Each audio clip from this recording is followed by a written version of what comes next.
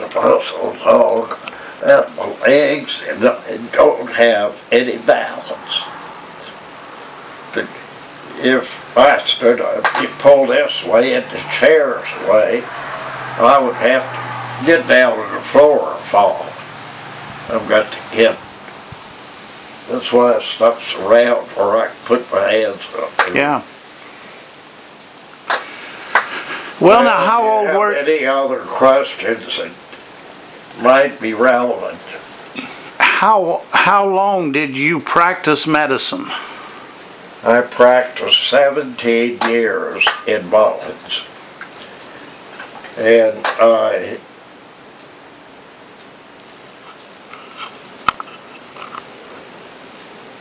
was pretty well in.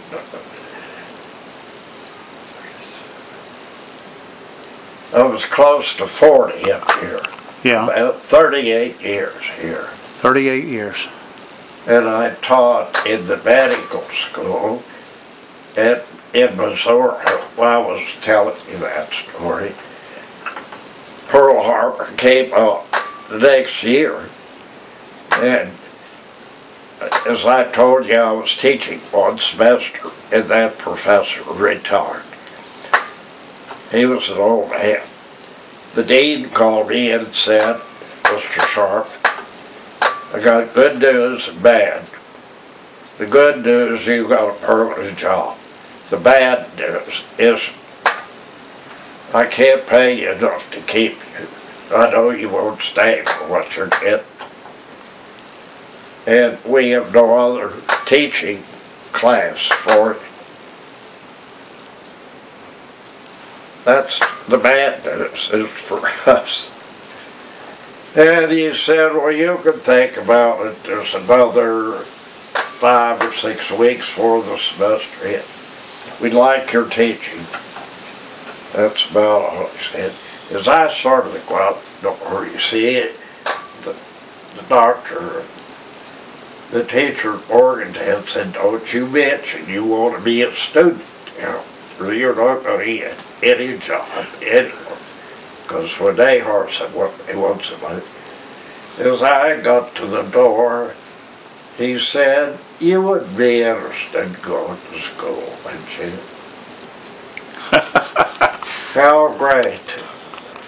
Burr rapping turned around and said, "I would love to go, but I can't go because I couldn't go to Morgantown because I didn't have $100 for tuition." That's all the medical school was.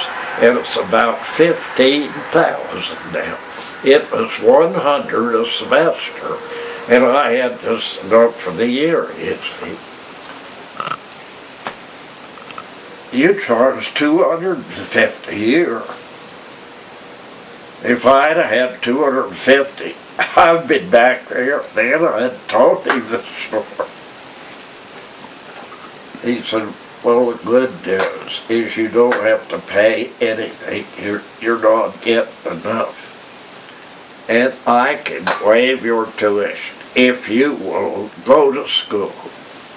You got a permanent job, and I will write you a slip to take to the registrar right now." And he said, "Come to think of it, you don't even have an application in here. Do you reckon you could get one the next semester?" I said, "Dr. Warner, I could get one next week." Because I had it all in Morgan. Yeah. All I had to do was just write the letter. You didn't call anywhere then. It's hard to believe. Yeah. I might have been able to call Morgantown. I could call Charleston, but I couldn't call home here when I went Right. there.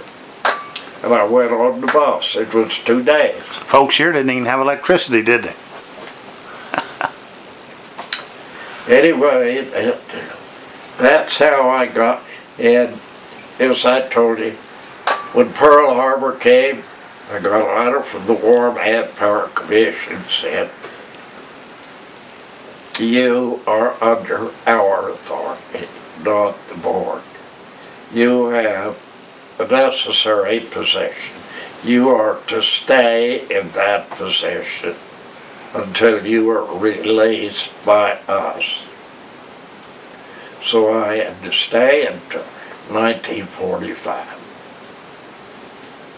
So I got 10 semesters of college teaching and hospital training extra.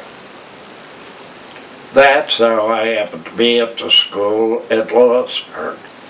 Then when they started looking around, when they called, if you are the only experienced teacher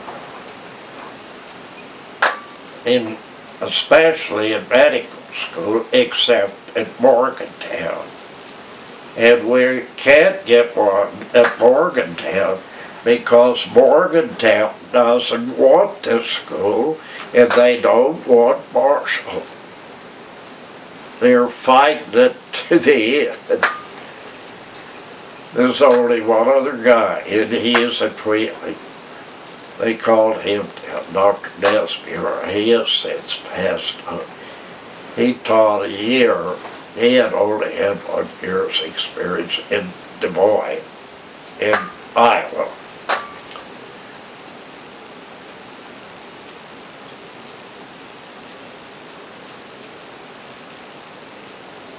They said, you're it. This man has 6 children and we can't pay anything here till it becomes a state school. And you don't have any children. So I was just pushed. Then next, you will be the executive dean. And it took 2 years. Fred Smith guy and Dr. Elizabeth Black, who was a biology teacher at Concord, and her husband was head of the biology department at Concord. But she had been laid off because her student body had dropped. And someone told me she was a very bright one that could write for grants. And I was friendly with Concord, that's where I graduated. I went over there to see her, and I told her, we can't pay you. It's going to be a state school, the governor says, but we have to get accreditation before. And it took 2 years. Nobody in Lewisburg supported it. You can't believe it. I know, it's hard to believe. And you have to have pre-accreditation status before you can even hire your staff. So me and Fred Smith and Dr. Black, when I called her in, she said, well, who cares whether you got money or not? I'm laid off down there, I'm not making any money, and I'd rather be doing something. So I'll take the chance. Fred was principal, the first principal of the high school. The second year, Fred come in. I told Fred, don't you give your job up. We work at night, Saturdays, holidays. You've got 6 children. Don't give up your job. One morning, Fred come in all happy, said, you know what? I resigned. You resigned. That was still a year before we got here. Yeah, I resigned. I said, are you crazy? You know what I told you? He said, Doc, you have a doctorate, it's for all my kids here. You said it's going to go. If you said it's going to go, I believe it. Well, you were right. You were right. The first person that began to, down there was Mr. McLaughlin at the bank. I forget what his name is. His dad went to high school he went to high school at Hillsborough when I went to Maryland. This fellow's retired from the bank. He was the first person. But Mr. Hollowell, who was the mayor, was one of the nicest people. He didn't say I'm for or against. When we asked if he would have a meeting, he would always say yes, and would have a meeting and conduct. And we had monthly meetings or more there for two years before we got the accreditation. And we had some powerhouses in there of people. We had from Chicago, we had 3 assigned to us from Ohio State University, the one from the medical school put us in the air. He was almost my age, and he and I just fit like that. He was sent up there with the Board of Regents to come up there, look the place over, and come back and tell the newspaper. It's just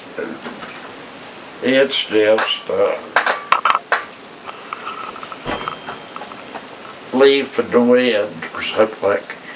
He came up for a 3-hour conference. He stayed 3 days. We got to talking, and he taught interns and residents in Ohio State. And I have to say, I commented to him, the reason I am strong for family doctor medical schools, I believe every student who becomes a specialist ought to have from 3 to 5 years training out in public. He should be a doctor first for 3 or 4 years till he learns medicine. He said, Doc, I've been trying to tell the American Medical Association for 40 years. I've been teaching surgeons, OB/GY, gynecological surgeons. He says, I said this thing of 3-year residency. A lot of them don't even know how to practice medicine. He said, I have had numerous students in for residence. They signed a contract with the college for a 3-year residency in surgery. At the end of 3 years, I am required to sign a certificate.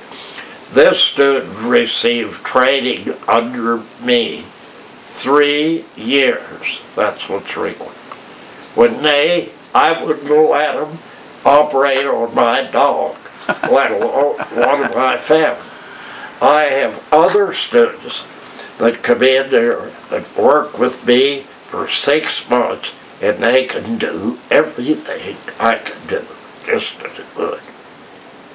That's what I have been wanting, that the American Medical Association change their certificate to say, this man has been trained under me until competent. That certificate says he has been trained by me 3 years. It doesn't. Right. They say, why, if we say competency, then you will be considered one of his certifying. That ought to be left to the certifying board. You're getting on somebody else's field. That's the bad part about medicine now. If you're in a big